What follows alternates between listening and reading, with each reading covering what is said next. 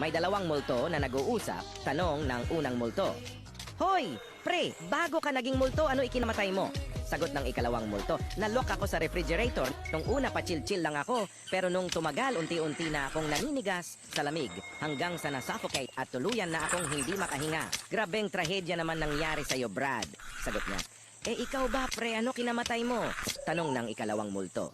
Sagot nung isa, inatake ako sa puso, pre. May kabit yung misis ko, pag uwi ko ng bahay, may nakita akong pares ng sapatos ng lalaki. Nagmadali ako pumunta ng kwarto ni misis.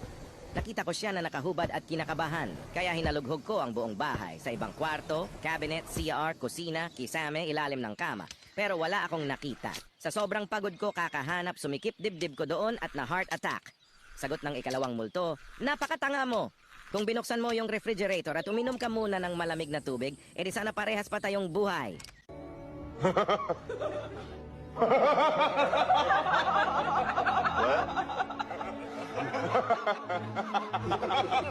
What?